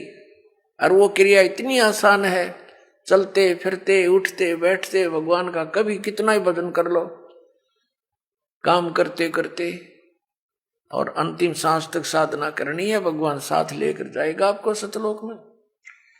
अब देखो, अब हम फिर आगे अध्याय नंबर 4 के श्लोक नंबर 32 पे।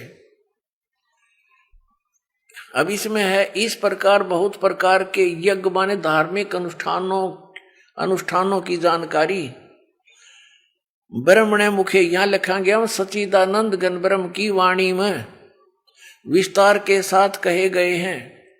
उन सब को तू कर्म जान यानी शारीरिक क्रियाओं द्वारा संपन्न होने वाले जान।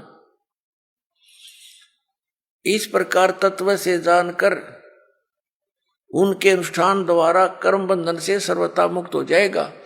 इस अध्याय नंबर गीता अध्याय नंबर 4 के श्लोक नंबर 32 का सारांश है कि गीता ज्ञानदाता कह रहा है कि एक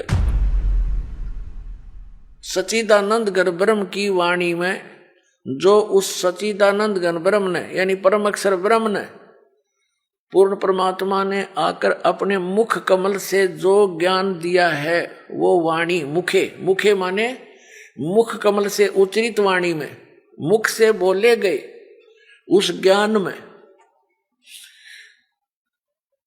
वो विस्तार के साथ कहा गया। और उसको जानने के बाद फिर पूर्ण रूप से सभी प्रकार से तो सब कर्मों से मुक्त हो जाएगा। छठे अध्याय के 16वें श्लोक में फिर ये भी कहा कि अर्जुन, यह योग न तो बहुत खाने वाले का और न बिल्कुल न खाने वाले का। बहुत खाना तो यूँ है पेट डडी पक्का खा ले, अंगड़ाई टूटे, भक्ति हो को ना। और बिल्कुल न खाना, व्रत रखना, व्रत रखना भी गीता में मना है। और ये व्रत रखवाओ एकादशी का, ये कहाँ से लाए? और न बहुत सहन करने वाले, सोने वाले का, और न अधिक जागने वाले का सिद्ध होता है। यानी 16वें में तो ये भी कंसेप्ट क्लियर कर दिया है कि व्रत रखना भी व्यर्थ है। और ये एकादशी का व्रत तो बहुत महत्वपूर्ण कर बताते।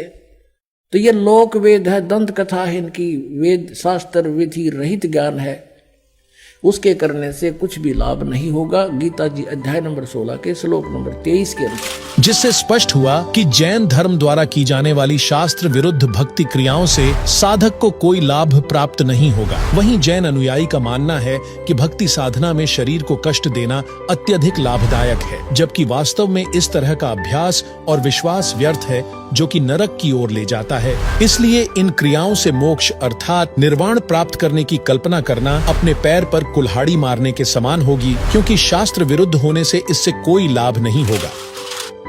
कैवल्य मार्ग, निर्वाण मार्ग अर्थात मोक्ष मार्ग की प्राप्ति कैसे की जा सकती है? क्या जैन धर्म में प्रचलित क्रियाओं से तीर्थंकरों को व श्रावकों को मोक्ष प्राप्ति हो सकती है? क्या उनका पुनर्जन्म समाप्त हो सकता है? आखिर जैन धर्म के प्रमुख आपका कलेजा मुंह को आ जाएगा। यदि वैदिक धर्म के प्रवर्तक की ये दशा हुई है, तो सोचिए आम साधक की क्या दशा होगी। इसलिए संत रामपाल जी महाराज का सर्वभक्त समाज से बारंबार निवेदन है कि शास्त्र अनुकूल आदि सनातनी भक्ति अपनाइए, ताकि आपके जीवन का कल्याण हो सके। आइए देखते हैं कि वैदिक धर्म के प्रवर्तक मरीचि जी के जीव की ऋषभ देव जी से प्राप्त भक्ति साधना करने से क्या दुर्गति हुई। इसका प्रमाण पुस्तक आओ जैन धर्म को जाने, लेखक प्रवीण चंद्र जैन MA, शास्त्री जम्बूद्वीप, हस्तिनापुर के 294 पृष्ठ पर सवाल किया है कि पहले स्वर्ग के बाद श्री महावीर भगवान का जीव किस पर्याय में गया। इस प्रश्न के उत्तर में लिखा है कि भरत चक्रवर्ती की रानी अनंतमती से मरीचि नामक ज्येष्ठ पुत्र हुआ, यानी महावीर जैन वाला जीव ही मरीचि बना। आगे इसी पुस्तक आओ जैन धर्म को जाने में पृष्ठ 295 पर लिखा है, इतर निगोद में एक सागर की आयु वाला निगोदिया जीव बना। निगोद से निकलकर महावीर भगवान का जीव किस पर्याय में गया।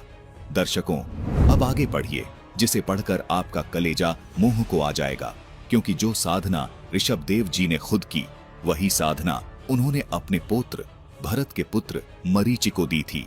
वही साधना करने के बाद मरीचि के जीव ने किस किस योनि में जन्म लिया और कितना कष्ट उठाया, आप खुद पढ़िए। 1000 बार आख वृक्ष के भव मतलब आख वृक्ष बना, 80,000 बार सीप के भव, 20,000 बार नीम वृक्ष के भव, 90,000 बार केली वृक्ष के भव, 30,000 बार चंदन वृक्ष के भव, 5 करोड़ बार कनेर वृक्ष के भव, 60,000 बार वेश्या के भव, 5 करोड़ बार शिकारी के भव, 20 करोड़ बार हाथी बना, 60 करोड़ बार गधे के भव, यानी 60 करोड़ बार गधा बना। दर्शकों, गधे का एक ही जीवन कितना कष्टदायक होता है, और यहाँ तो 60 करोड़ बार महावीर जैन का जीव गधा बना बताया गया है।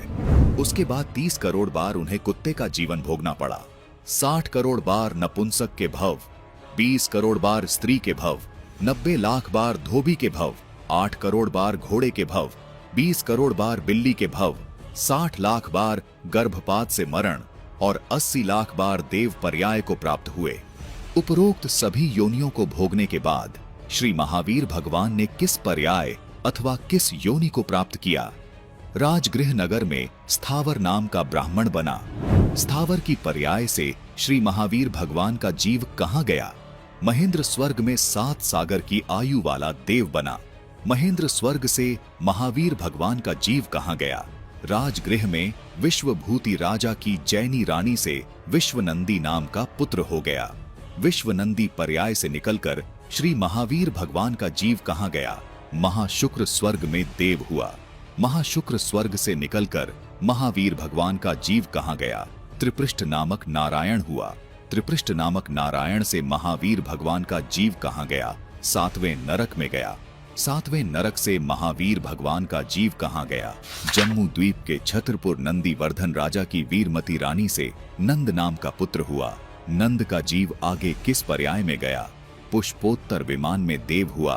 तनन्नतर 24वें तीर्थंकर श्री महावीर भगवान हुए। दर्शकों, ऋषभ देव से शास्त्र विरुद्ध भक्ति प्राप्त करने से मरीचि वाले जीव ने अनेकों कष्ट उठाए और उसी परंपरा में आगे श्री महावीर जैन हुए। अब आगे पढ़िए, श्री महावीर भगवान के जीव ने कितने पाखंड मत चलाए? उत्तर दिया है कि 363 पाखंड मत चलाए। इससे पहले मरीचि जी के करोड़ों बार गधे के जन्म हुए, करोड़ों बार कुत्ते के जन्म हुए व अन्य भी अनेकों जन्म हुए। स्वर्ग में देवता भी बने, ये अरहट के कुएं में ही फंसे रहे। दर्शकों, मरीचि जी के जीव की ये दुर्दशा सनातनी पूजाओं के विपरीत अपने दादाजी ऋषभ देव जी द्वारा बताई गई तप साधना करने से हुई। अपने आत्माओं, ये एक निर्णायक मोड़ पर आ गया है ज्ञान, भगवान का तत्व ज्ञान है ये। अब महावीर जैन की के दुर्गति हुई होगी, उसका तो वर्णन नहीं कर सकते, क्योंकि उसने तो कोई गुरु बनाया ना। और ये पाखंड मत माने शास्त्र विधि को त्याग कर मनमाने आचरण ये चला दिए, जिसको वर्तमान में जैन धर्म के सभी अनुयायी उसी से आके अपनी साधनाएं कर रहे हैं। तो इनका क्या हाल होगा ये कहने की जरूरत को नहीं, ये तो समझने की आवश्यकता है। अब ऋषभ देव जी की क्या दुर्गति हुई ये आपको दिखाते हैं। जो साधना ऋषभ देव जी ने की वह घोर तप था। वो तप व साधना शास्त्र विरुद्ध होने से मनमाना आचरण था। वही अपनी इच्छा से मनमानी साधना ऋषभ देव जी ने अपने पौत्र मरीचि को दीक्षा में दी थी। ऋषभ देव जी ने जो शास्त्र विरुद्ध साधना की, उसी मनमानी साधना के परिणाम स्वरूप ऋषभ देव जी पत्थर का टुकड़ा मुंह में लेकर वन में घूमते हुए जलकर मर गए, जिसका प्रमाण हमें श्रीमद् भागवत सुधा सागर में भी देखने को मिलता है। श्रीमद् भागवत सुधा सागर के अध्याय 6 ऋषभ देव जी का देह त्याग पृष्ठ 281 पर लिखा है कि वह दैववश कोंक वेड और दक्षिण आदि कुटक कर्नाटक के देशों में गया और मुंह में पत्थर का टुकड़ा डाले तथा बाल बिखरे उन्मत्त के समान दिगंबर रूप से कुटकाचल के वन में घूमने लगा। इसी समय झंझावात से झकझोरे हुए बांसों के घर्षण से प्रबल दावा अग्नि धधक उठी और उसने सारे वन को अपनी लाल लाल लपटों में लेकर ऋषभ देव जी के सहित भस्म कर दिया। दर्शकों, जो साधना ऋषभ देव जी ने की थी वही साधना उन्होंने अपने पौत्र यानी भरत के पुत्र मरीचि को दीक्षा में दी थी। जो दर्शकों, ग्रह क्लेश आज के समय में बहुत बड़ी दुखद समस्या बन चुकी है। इसी के कारण लोगों के संबंधों में दरार आने लगती है और मानसिक शांति विलुप्त हो जाती है। ऐसे घरों में महिलाएं बस भगवान से शांति की ही कामना करती हैं। जी हाँ, ऐसी ही एक महिला की दुखद जीवन यात्रा से आज हम आपको रूबरू करवाने जा रहे हैं। ये हैं रचना जी, रामपुर उत्तर प्रदेश से। देवी देवताओं को पूजना, नवरात्रि के व्रत रखने के साथ साथ शांति पाने के लिए जिसने जो बताया इन्होंने वो सब किया, लेकिन कोई हल नहीं मिला। घर में इतनी बुरी परिस्थितियों से इन्हें सामना करना पड़ रहा था कि जिसका अनुभव साझा करते हुए भी ये भावुक हो उठी। परमात्मा से बस यही प्रार्थना करती थीं कि अगर भगवान है तो मुझे मिल जा, शांति दे, नहीं तो मौत दे दे। पर फिर समय बीता और रचना जी के जीवन में आया वर्ष 2014 का एक शुभ दिन, जब इन्हें मिली तत्वदर्शी संत रामपाल जी महाराज द्वारा लिखित पवित्र पुस्तक ज्ञान गंगा। इस पुस्तक में सृष्टि रचना और गूढ़ रहस्यों को पढ़कर उनकी आंखों से आंसू नहीं रुके और पछतावा हुआ कि ये अनमोल ज्ञान अब तक कहाँ छुपा था, जिससे ये अछूती रह गई। आप ये सुनकर हैरान हो जाएंगे कि तत्वदर्शी संत रामपाल जी महाराज जी से शुभ आशीर्वाद प्राप्त करने के पश्चात इन्हें हर समस्या से निजात मिली। संत जी की असीम कृपा से इनकी माइग्रेन की समस्या दूर हुई और इतनी बड़ी पथरी भी बिना किसी समस्या के निकल गई व इनके पूरे परिवार को नया सुखमय जीवन मिला। सबसे अहम लाभ इन्हें वो मानसिक और आत्मिक शांति मिली जिसको ये वर्षों से तलाश रही थीं। अब आप सुनिए इनकी दुखद जीवन यात्रा की सच्चाई जो रचना जी ने स्वयं अपने मुख से बताई। जी नमस्कार। हाँ जी भैया नमस्कार। जी क्या नाम है आपका? रचना चौधरी। रचना जी कहाँ से आए हैं आप? डिस्ट्रिक्ट रामपुर, गांव हमीरपुर, यूपी से। संत रामपाल जी महाराज से नाम दीक्षा लेने से पहले आप क्या भक्ति साधनाएं करते थे? हम संत रामपाल जी के जुड़ने से पहले हम देवी देवताओं की पूजा करते थे। हमारी नंसाल में एक बहुत बड़ा मेला लगता है धर्मपुर में, आज भी वहाँ बहुत बड़ा मेला लगता है। वहाँ पे देवी भी आती थी और मतलब सब लोग लोटपीट होते थे। वहाँ की पूजा मैं बहुत करती थी और नवरात्रि भी बहुत करती थी। शिव जी के मंदिर में जाती थी भूखी प्यासी, वहाँ की भी पूजा मैं बहुत करती थी। जो बताते थे उन सभी की पूजा करती थी। जो साधनाएं, जो भक्ति आप पहले कर रहे थे, उन सभी साधनाओं को छोड़कर के संत रामपाल जी महाराज जी से नाम दीक्षा क्यों ली आपने? जी मेरी जहाँ शादी हुई थी वहाँ मतलब सब कुछ वैसे तो सब कुछ ठीक था, लेकिन वहाँ पे ग्रह कलेश बहुत था। ये समझ में नहीं आता था कि हमारे साथ ऐसा क्यों हो रहा है, क्योंकि जहाँ मेरी शादी हुई थी वहाँ मेरी सासू माँ के बेटा नहीं था, छोटी सासू माँ का बेटा ले रखा था और वहाँ इतना कलेश रहता था क्योंकि मेरी फैमिली वाले भी मुझसे नफरत करते थे क्योंकि उनके पास करोड़ों की संपत्ति थी और इसी वजह से वो भूत प्रेत बाधा भी छुड़ाते थे। और मेरी सास तो वैसे राधा स्वामी से जुड़ी थी, लेकिन मैं किसी से नहीं जुड़ी थी, मैं यही देवी देवता की पूजा करती थी। इस पूजा करते करते हमारा ट्रैक्टर बिक गया, रुद्रपुर का मकान बिक गया, गाड़ी बिक गई, सब कुछ बिक गया। इतना कलेश था कि मेरे हस्बैंड को लास्ट में मेरी मौसी सास ने घर से निकाल दिया कि तुम जाओ, हम तुम्हें रख नहीं सकते। मैं बहुत रोई, बहुत पैर पकड़े अपनी मम्मी के। मैंने मम्मी में पति के बिना कैसे रह पाऊंगी, बोले नहीं इसे जाना ही है। वो अपने पापा के पास चले गए थे और मैं इतनी परेशान थी, मेरा मन हट गया कि दुनिया में भगवान है। मैं रात को रोती हुई कहती थी हे परमात्मा अगर तू धरती पे है तो मुझे मिल जा, वरना मुझे और मेरे बच्चों को दोनों को मौत दे दे। क्योंकि दिन भर बच्चे ये कहते मम्मी पापा से मिला दो, मम्मी एक बार फ़ोन करा दो। मैं रोती रोती सो जाती थी।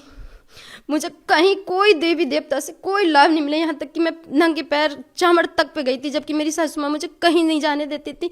मैंने वहाँ भी जाकर पत्थरों पे नाक रगड़ी। मैंने हे देवी माता अगर तुम हो तुम मेरे घर में शांति ला दो, वरना मैं बहुत परेशान हूँ।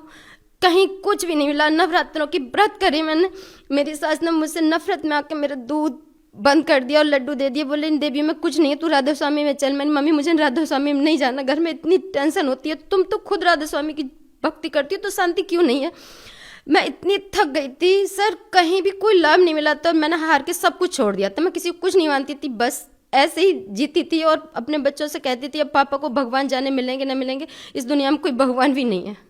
एक तरफ से नास्तिक की तरफ मैं बढ़ गई थी, मैं किसी को कुछ नहीं मानती थी, सब व्रत सब छोड़ दिए मैंने।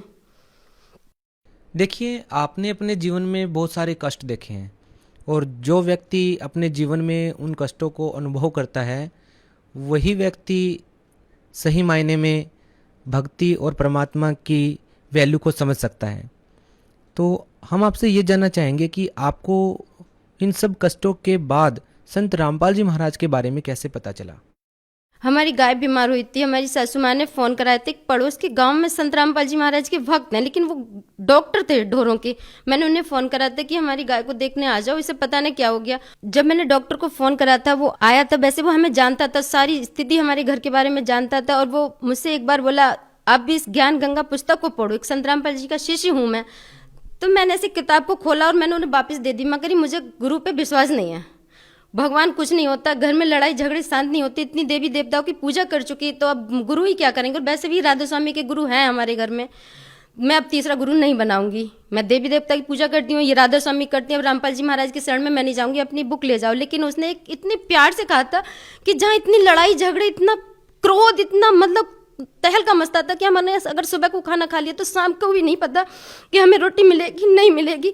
तो मैंने कहा इतना प्यार भर, इतने उससे कह रहे ले ले तू क्या जाता है। मैंने किताब ले ली और रात को भी मैंने जब उठाई और मैंने कहा अगर भगवान तुम सच में भगवान हो, धरती पाए हुए हो, तो इस किताब से मुझे मिल जाना और ये ज्ञान अगर सच्चा है तो मेरे अंदर समा जाना, वरना मैं इस किताब के साथ ही मुझे कहीं भी भगवान की चाहत थी नहीं। मैं जब किताब खोला, किताब खोल के मैं ऐसे चेक करी थी, उसमें आई थी सृष्टि रचना।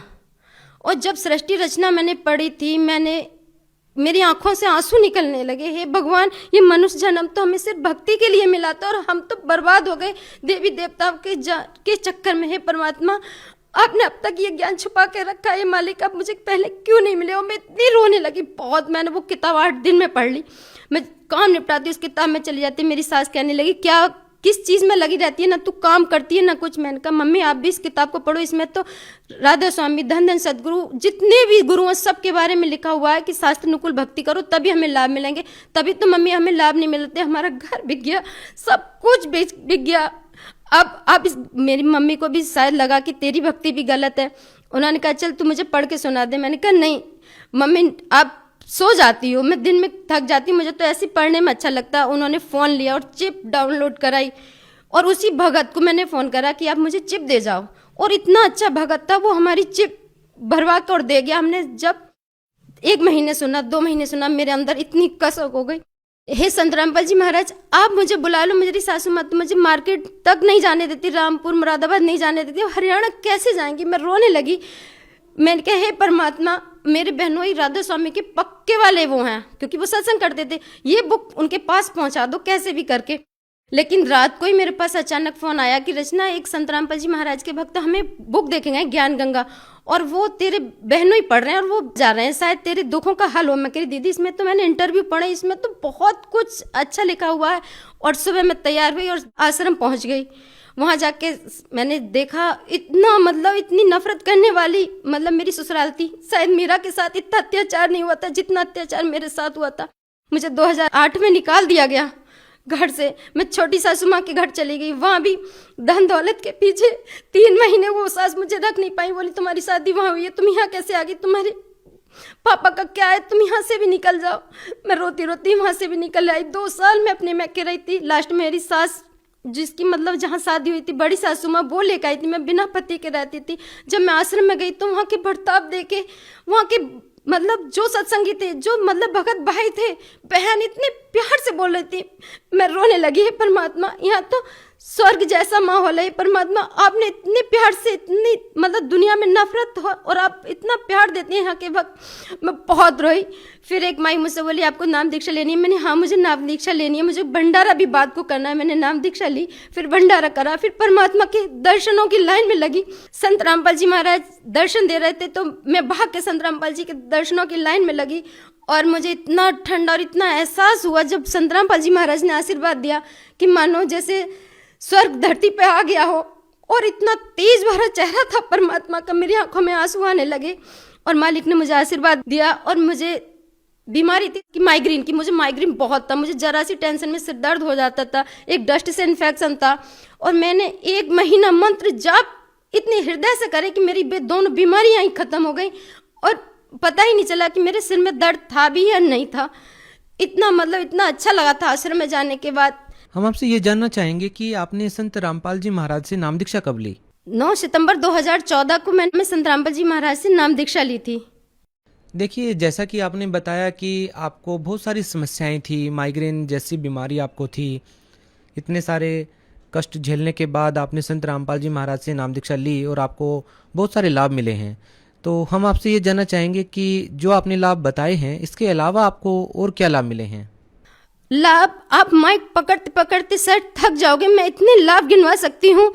मेरे घर पे भूत प्रेत बाधा थी। जब हमने घर आके ज्योति जलाई तो हमारे घर में मानो हम बैठ के मंगलाचरण पढ़ रहे थे। मैं तो मंगलाचरण पता भी नहीं था, इतना अच्छा मंगलाचरण, सारी मतलब विधि परमात्मा के अनुसार सारी मंगलाचरण हम कर रहे थे। वहाँ पे ऐसे लगा था जैसे एक औरत ने चीख निकली थी।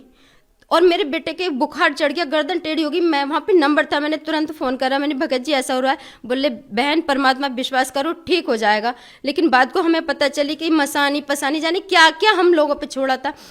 इतना लाभ मिला था। भगत जी मेरे बेटे को सांप ने काट लिया, मुझे पता नहीं था। मैं फ़ोन पे बात कर रही थी, बोले मम्मी मेरे ना किसी ने कुछ काट लिया। मैंने कहा चल काट लिया होगा तो अमृत जल ले। मैं तो एक भगवान को ही पूछती थी। परमात्मा का अमृत जल दिया और बैठा दिया। संत रामपाल जी महाराज का अमृत जल दे के और मैंने बैठा दिया। जब उसे नशा हुआ तो वो सोफे से नीचे गिर गया। मैंने कहा बेटा गिर कैसे गया? फिर मैंने फ़ोन करा, मम्मी जल्दी आ जाओ, पता नहीं इस बेटे को क्या हो रहा है। तो उन्होंने देखा तो उसके 2 दांत गड़े हुए थे हाथ पे।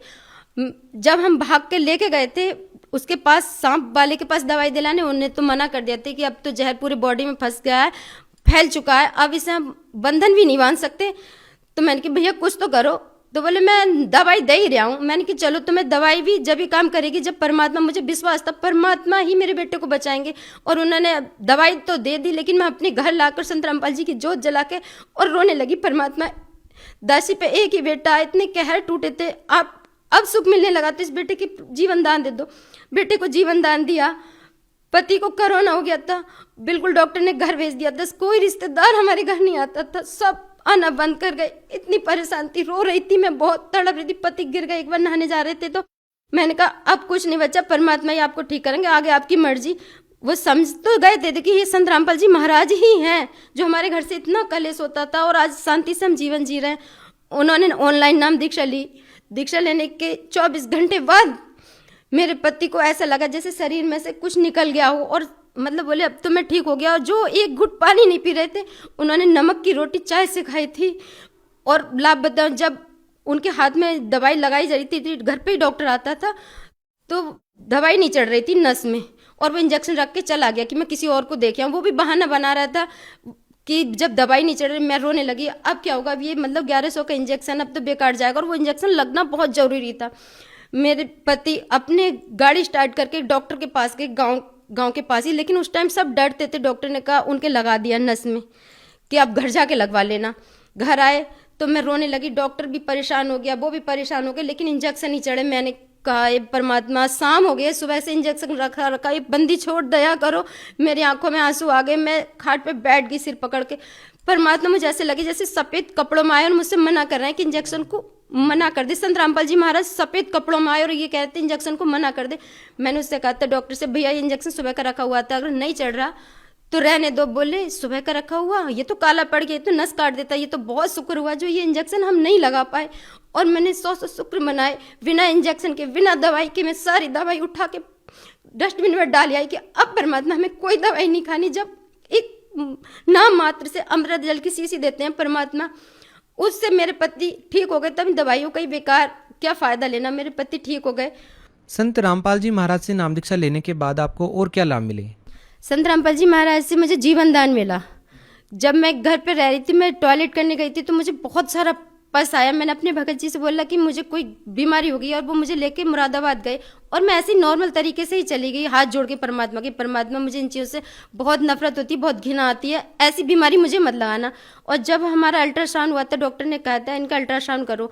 अल्ट्रासाउंड करते ही डॉक्टर ताज्जुब हो गया, क्योंकि ये पथरी मेरे ऑपरेशन के बाद डॉक्टर ने निकाली थी, लेकिन डॉक्टर भी ताज्जुब मान गया था, क्योंकि मैं ज्ञान गंगा अपने साथ लेके गई थी ऑपरेशन में, और अस्पताल में मैंने 2 पुस्तक निकाली थी ज्ञान गंगा की। और वो डॉक्टर कहता है ये बोल कैसे रही है, ये सेवा कैसे कर सकती है, इतनी तगड़ी मतलब पथरी निकली थी मेरे अंदर। सब अस्पताल वाले भी ताज्जुब थे। 3.5 घंटे में मेरा ऑपरेशन हुआ था, और 9 टाँकों का मेरा ऑपरेशन था। ये लाभ तो मुझे जीवन दान दिया था, क्योंकि मैं घर जोत जला के संत रामपाल जी महाराज से प्रार्थना कर गई थी, परमात्मा मुझे जीवन दान और दे दो। मुझे भक्ति के लिए जीवन दान चाहिए, मुझे किसी लिए नहीं चाहिए, क्योंकि मैं परमात्मा से बहुत विश्वास करती थी, संत रामपाल जी महाराज पे इतना विश्वास करती थी। और वहीं अस्पताल में उन्होंने, मेरी मम्मी ने भी नाम ले रखा था संत रामपाल जी महाराज से, उन्हें साक्षात दर्शन दिए थे। ऑपरेशन थिएटर के बाहर एकदम परमात्मा प्रकट हुए और मम्मी ने दंडवत करा। लेकिन मेरी ससुराल वाले तो कह रहे थे ये क्या कर रही हैं, लेकिन मेरी मम्मी को विश्वास था और मुझे विश्वास था। और इस पथरी के कारण, इतनी मोटी पथरी थी, पूरे अस्पताल में सब देखने आए थे कि पित्त की थैली फटने के बाद, लीवर पे सूजन होने के बाद, AK सिंह डॉक्टर है, वो तो तब ताज्जुब में हो गए कि ये बच कैसे गई। तब मैंने उन्हें बताया मैं संत रामपाल जी महाराज से नाम दीक्षा ली हुई हूँ, वो ही हमारी मौत को टाल सकते हैं, वरना पूरे विश्व में मौत को टालने वाला नहीं है। डॉक्टर ने भी मुझसे यही कहा था, अपने इष्ट का नाम लो, मक्की संत रामपाल जी महाराज की जय। बोले ये जय बोल कैसे रही है। और मुझे ऑपरेशन करते करते मुझे होश भी आ गया था, तब मुझे दोबारा फिर नशा दिया गया। सारे रिश्तेदार ताज्जुब थे, मेरी मम्मी को बहुत विश्वास था। ये लाभ तो मुझे जीवन दान का मिला था। आपने संत रामपाल जी महाराज के द्वारा बताई गई भक्ति साधना की और उससे आपको बहुत सारे लाभ मिले। कुछ लोगों का कहना है कि संत रामपाल जी महाराज देवी देवताओं की भक्ति छुड़वाते हैं, इस बारे में आपका क्या कहना है? नहीं, वो देवी देवताओं की पूजा नहीं छुड़वाते। हम मंदिर में जाते थे, शिव जी पे लोटा चढ़ाते थे, तब क्यों नहीं हमें लाभ हुए। वो शिव जी के अलग जाप बताते हैं, शेरावाली की अलग भक्ति बताते हैं, उनकी भक्ति शास्त्र अनुकूल है, तभी तो हमें लाभ मिल रहे थे, वरना हम तो पहले देवी देवता की पूजा कर रहे थे, तब लाभ क्यों नहीं मिले, तब हमारे घर में ग्रह क्लेश क्यों नहीं शांत हुआ। और जब उनकी भक्ति करी तो सब शांत होते चले गए, लाभ भी मिलते रहे। और सबसे बड़ा लाभ तो मुझे 84 लाख योनि में से मोक्ष का रास्ता मिला, वरना इस जीवन को खत्म करने के बाद तो हम कुत्ते गधे इन्हीं योनि में आने थे। सबसे बड़ा लाभ तो मुझे ये मिला कि मुझे मोक्ष का रास्ता मिला। हमारा सवाल आपसे ये भी है कि महिलाओं का शौक होता है कि वो हार श्रृंगार करे, सज धज कर बाहर निकले, लेकिन संत रामपाल जी महाराज अपने अनुयायियों को सादगीपूर्ण तरीके से रह कर के भक्ति करने की सलाह देते हैं, निर्देश देते हैं, आदेश देते हैं। इस बारे में आपका क्या कहना है? देखो, वो हार श्रृंगार के लिए इसे मना करते हैं क्योंकि इनसे कोई फायदा नहीं। इनसे ना हम सिंदूर लगाते थे, बिंदी लगाते थे, चूड़ी पहनते थे। जिस गांव में मैं रहती हूँ हमीरपुर में, करवा चौथ वाले दिन 2 पति खत्म हुए थे और वो पत्नी व्रत रख रही थी। अगर करवा चौथ में ताकत थी तो उनके पति क्यों नहीं बचे? और वो इतनी सजी हुई थी, जब उनकी बॉडी आई वो अपने हाथ को छुपा रही थी, अपने आप को छुपा रही थी। मुझे पक्का का यकीन था अगर वो संत रामपाल जी की शरण में होती और चाहे वो बिल्कुल मेकअप नहीं करती, बिना श्रृंगार के होती, तो उनके पति ऐसे नहीं जाते। सच्ची भक्ति करने से ही पति की उम्र होती है, ना कि करवा चौथ करने से, ये हार श्रृंगार लटकाने से होता है। इसलिए संत रामपाल जी महाराज कहते हैं भक्ति करो, इस पर कुछ नहीं रखा। भगत समाज को आप क्या संदेश देना चाहेंगे? मैं भक्त समाज को संदेश तो नहीं, एक विनती करना चाहती हूँ। जिन लोगों ने मेरे साथ विरोध करा था, वो उन लोगों से मैं हाथ जोड़ के कहती हूँ, आप भी संत रामपाल जी महाराज का सत्संग देखो, बुक देखो, हर जगह एक संत रामपाल जी महाराज का ऐप चलाया हुआ, उसे खोलो और सत्संग सुनो, ज्ञान को समझो। ये नहीं कि बिना ज्ञान के आप ज्ञान समझो। आपको गलत लगे तो आप किसी से, संत रामपाल जी महाराज के भक्त से, किसी से भी ज्ञान चर्चा कर सकते हो। फिर आपको लाभ ना हो तो कहना। और यही कहती हूँ, यही मनुष्य जन्म बचा लो, वरना मनुष्य जन्म मिलने वाला नहीं है। ये मनुष्य जन्म बहुत मुश्किल से मिलता है। जो व्यक्ति संत रामपाल जी महाराज जी से जुड़ना चाहते हैं, वो संत रामपाल जी महाराज से नाम दीक्षा कैसे ले सकते हैं? संत रामपाल जी महाराज से अब तो हर जिले में सेंटर खुले हुए हैं। किसी से भी फेसबुक पे, व्हाट्सएप पे, कोई भी मतलब संत रामपाल जी महाराज का ऐप है, वो डाउनलोड करो और सत्संग सुनो। कहीं भी नाम, बहुत आसानी से नाम दीक्षा मिल जाती है। अब तो हमें बहुत करीबी से मिल जाती है। हमने लिया था तो हम हरियाणा जाते थे, अब तो हर जिले में संत रामपाल जी महाराज के सेंटर खोले हुए हैं। जी, बहुत बहुत धन्यवाद। सत साहिब।